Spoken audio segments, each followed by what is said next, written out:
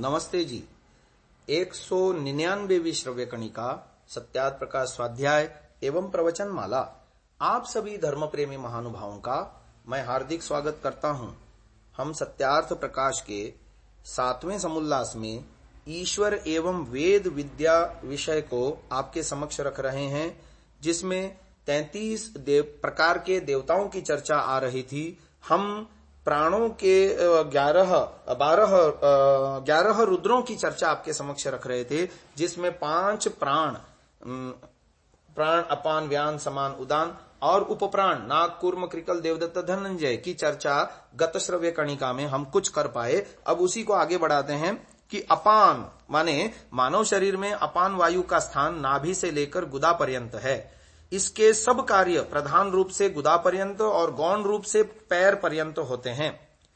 उपस्थ और गुदा इंद्रियां इसी अपान के आश्रित रहकर अपना अपना कार्य करती हैं। गर्भस्थ बालक का पोषण भी इसी अपान प्राण के द्वारा होता है।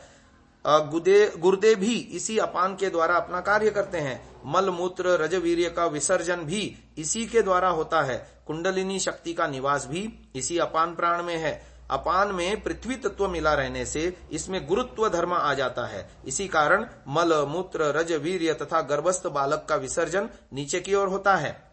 अब आगे आते हैं समान नामक प्राण की चर्चा। नाभिस्थ होकर सर्वत्र शरीर में रस पहुंचाने वाला समान नामक प्राण है। इसका स्थान नाभिस्थ गर्त है। पाचन शक्ति के लिए यह परम आवश्यक है। सभी खाद्य पेय पदार्थों के सार को समान प्राण ही सब ग्रंथियों में विभक्त करता है। ऊपर और नीचे के समान प्राण मिलकर सब प्रकार के जीवन का निर्माण और रक्षण करते हैं। इन्हीं के द्वारा सर्वत्र आहार पहुंचाया जाता है। समान प्राण अपने आश्रित ग्रंथियों की सहायता से कई प्रकार के रसों का निर्माण करके शरीर को प्रदान करता रहता है। अग्नि जल वायु आदि जिनका सेवन हम मुख नासिका आदि से करते हैं, उन्हें ग्रहण करके संबंधित ग्रंथियों द्वारा उनका सार तत्व लेकर संपूर्ण शरीर में ये विभक्त कर देता है।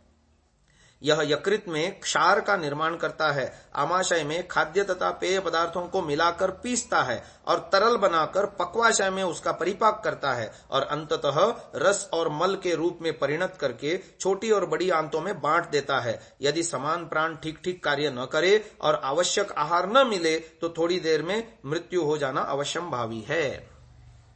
अब आगे चर्चा आ रही है उदान प्राण की। कंठ से आविर्भूत होकर सिर में प्रविष्ट होने वाले प्राण का नाम उदान है। ऋषि दयानंद के मत में कंठस्थ अन्नपान इसी के द्वारा खींचा जाकर बल पराक्रम बढ़ाने में सहायक होता है। स्पंदयत्यधरम वक्त्रम गात्र नेत्र प्रकोपनः उद्वेजयति मर्माणि उदानो नाम मारुतः। अर्थात कंठ के माध्यम से जो कार्य होते रहते हैं वे सब उदान के द्वारा ही होते हैं। सिर और वक्षः स्थल से उदान का विशेष संबंध है, क्योंकि यह उनके कार्यों में सहायक रहता है। यह प्राण का उत्कर्षण करके श्वसन क्रिया कराता है। उदान के गमनागमन के अभाव में चेतन आत्मा भी निष्क्रिय हो जाती है। चेतना की अनुभूति इसी के द्वारा होती है। हृदय और मस्तिष्क का संबंध भी यही बनाए रखता है। उपप्राणों को बल और नीचे के प्राणों को शक्ति भी यही प्रदान करता है। बाहर के पदार्थों को निगलने और अंदर से धकेल कर बाहर फेंकने की शक्ति भी इसी में है। थूक को अंदर ले जाना, बाहर दूर फेंकना, वमन करना यानी उल्टी करना, आमाशय से वमन को ऊपर ले आना, प्राण को हृदय तक आकर्षित करना, हृदय से मस्तिष्क तक प्राण को ले जाना, हृदय की ज्योति को मस्तिष्क में और मस्तिष्क की ज्योति को हृदय में ले आना, ये सब इसी के कार्य हैं। पांचों उपप्राण इसी शक्ति से कार्य करते हैं। इसी के द्वारा शरीर में ज्योति का संचार होता है। इस पर अधिकार हो जाने से योगी को भूख प्यास निद्रा आदि नहीं सताती। स्थूल सूक्ष्म और कारण इन तीनों शरीरों का पारस्परिक संबंध यही स्थापित किए रखता है। अब आगे चर्चा आ रही है व्यान की। शरीर की रचना में सर्वप्रथम आकाश भूत सहकारी बनता है। आकाश से व्याप्त शरीर के सभी भागों में व्यान रूप प्राण समा जाता है और शरीर भर में सर्वत्र अपना कार्य संपादन करता है। समस्त शरीर में व्याप्त होने से ही उसकी व्यान संज्ञा है। शरीर में चेष्टा आदि कर्म जीव इसी के द्वारा करता है। यह ज्ञानवाहक कर्म या गतिवाहक सूक्ष्म तंतुओं या नाड़ियों को गति प्रदान करता है। प्राण के साथ मिलकर यह नाड़ियों में कंपन, धड़कन, प्राण और रक्त का संचार करता रहता है। यह समस्त प्राणों उपप्राणों के कार्यों में सहायक रहकर कार्य करता है। जब सूक्ष्म शरीर आकाश में गमन करता है तो व्यान ही उसे गति प्रदान करता है। आगे व्यान के बाद 5 उपप्राणों की चर्चा हो रही है। उसमें सबसे प्रथम है नाग।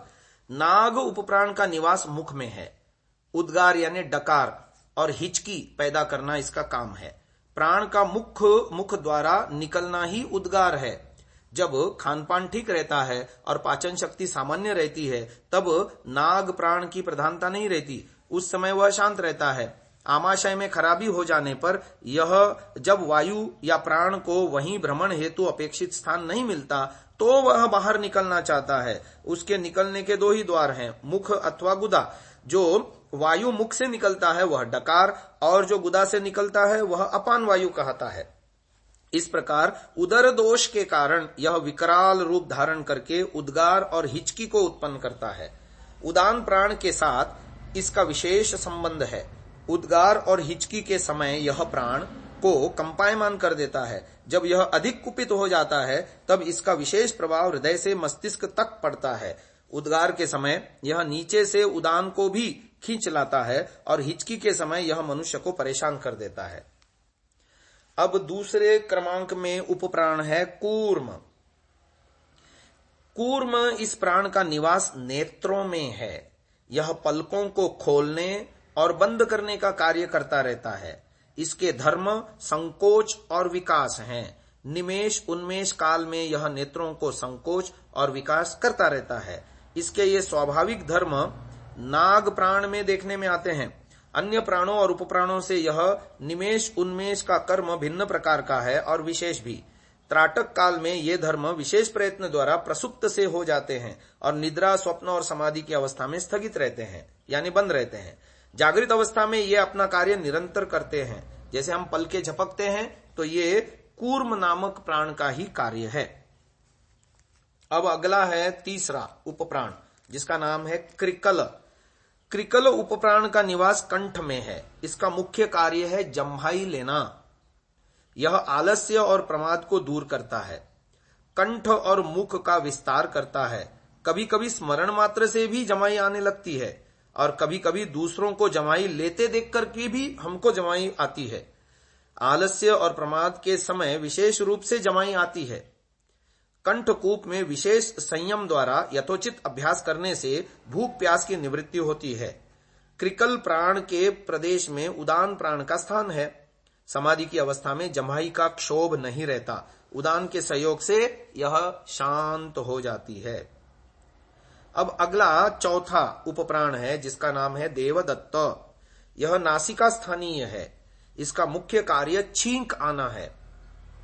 छींक आने से मस्तिष्क हल्का हो जाता है।